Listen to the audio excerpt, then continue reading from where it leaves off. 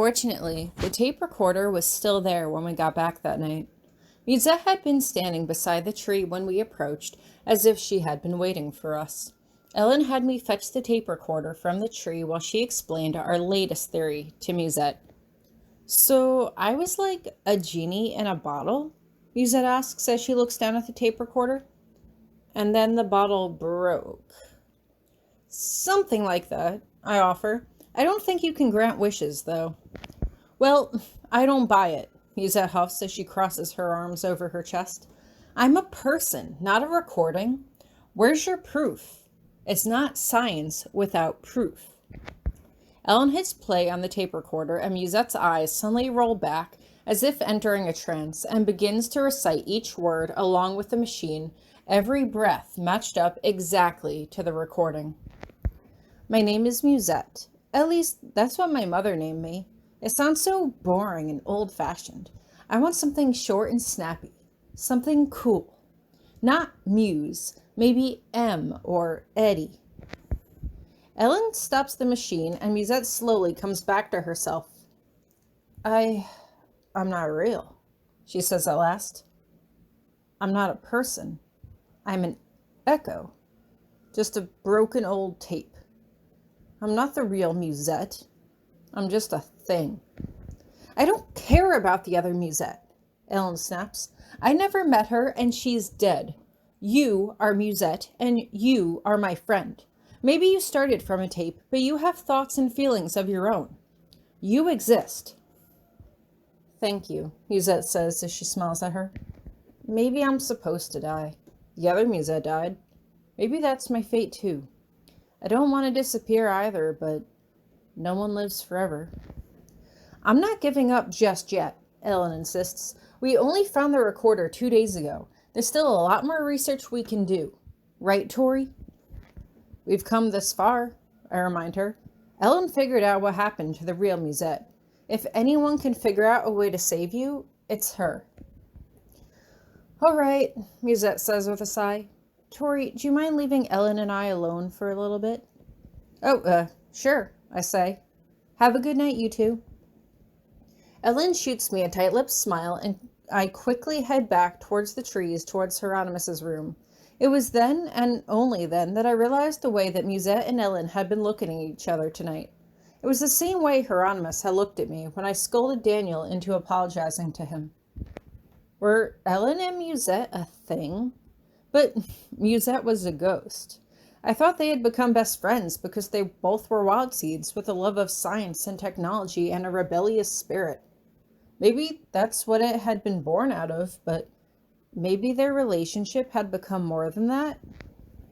It would certainly explain Ellen's fixation with saving Musette, and I had to admit that I didn't see her talking to Donald at all lately. I noticed she hadn't been spending any time with Virginia either, and although I saw Virginia in class, I hadn't been spending a lot of time with her either.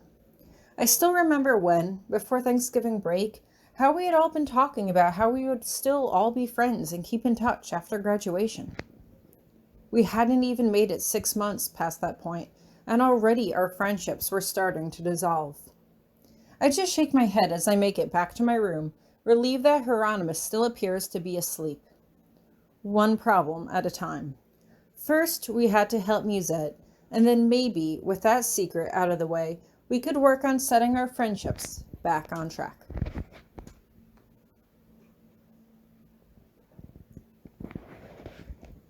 It's no more than a few days when Ellen comes to find me again after class.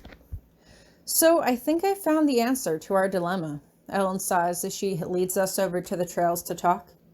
Musette needs a high mana environment in order to sustain herself. For her to survive, she has to cross the spirit gate into the other world. I nod my head. That's what all my research led to as well. I actually hadn't done any research besides reading a book on spirit energy, but it did confirm ghosts couldn't live in our world for a long time because they lacked a source of energy to feed off of. We'll never get to see her again if we send her there, Ellen admits, but it is the only way, isn't it? She deserves the chance to be free, to find her own life outside of the old Musette's shadow. Well, maybe it's just a see you later and not a goodbye, I offer, trying to put a positive spin on it. Once you graduate, then you can travel to the other world and go and look for her. Maybe, Ellen says as she nods her head. So how do we find out how to do it? I looked in the books, but I couldn't find anything. No, we need a person who knows a thing or two about the other world to help us, I admit. I actually know the perfect person who can help. They're a student, not a teacher. I'll ask them to help if you don't ask questions. Ellen looks perplexed but nods her head. Can they keep a secret? They definitely can, I tell her. So should I ask? Ellen nods. Tell M the sooner the better. Will do, I reply as I head off towards Wolf Hall. I almost expect Ellen to be tailing me to see who it is, but she seems to head off to the library, probably to do more research in case my lead falls through. However, I'm quite certain it won't. I knock on Daniel's door, not surprised that he's in his room. Oh, hey Tori, he says. Sorry, this is a bad time. I'm in the middle of working on a student council announcement for... It can wait, I say as I move past him into his room, kicking the door shut behind me with my foot.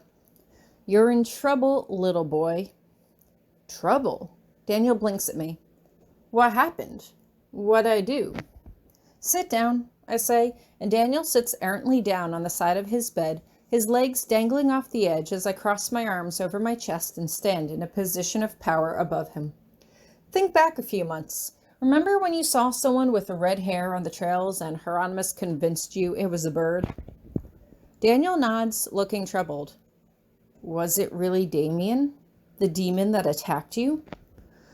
Nope, I reply, but I need to know something. Did you do any spells or any magic directly before that incident occurred?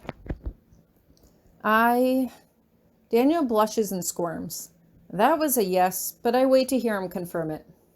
I don't know what I did exactly. I was just walking along, upset, and I realized these woods weren't my woods. They didn't look the same. They didn't smell the same. I reached out to try to touch my woods, and I think something happened, but I don't know what. Then I saw someone with red hair, and when I was looking for who it was, you found me. It wasn't a bird, I explain. You accidentally freed a spirit that had trapped herself using technology on campus. She was expelled and the student died, but now the witch spirit part of her is trapped and fading. Oh. Daniel hesitates. So Hieronymous found out and...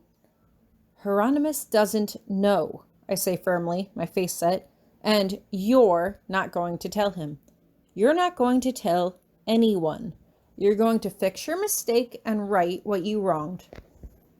Daniel shakes his head. I don't understand. If she died, how am I supposed to help her? Her soul is just a spell right now, I explain. She doesn't have enough mana to sustain her here, but if you can open up a portal to the other world, we can get her to cross the spirit gate. I know you know how. Daniel hesitates. I could get in a lot of trouble for that, Tori, he says quietly. There's a lot that could go wrong. But it's also a way to save someone's life, I remind him. You freed her spirit from the cassette. If you don't help her, her soul will disappear forever. Daniel hesitates and sighs before he finally shakes his head. Okay, you're right. If I accidentally freed her, then I need to set things right. It's going to take me about a week to gather all the materials I'm going to need. Is that okay? Yes, I say immediately. Yes, of course that's okay. But you'll do it? You'll really do it? Daniel nods and I let out a shaky sigh of relief. Thank you, Daniel. I don't think I need to remind you that we need to keep this a secret just between us. But your parents would be proud of you if they knew. Hieronymous too. Yeah, Daniel replies as he shrugs. And you're sure no one is going to find out about this? The sooner we do this, the sooner we can guarantee that no one will, I remind him. Let me know when you're ready, okay? Daniel nods, and I quickly make my way out the door and head towards the library. I know that Ellen is probably going to be a frazzled mess of nerves until a ritual happens, But at least now we have a plan, which put us in a far better position than we were in a week ago. Hopefully, Daniel could gather all the materials he needed quickly, and then we could put this entire business with Musette behind us.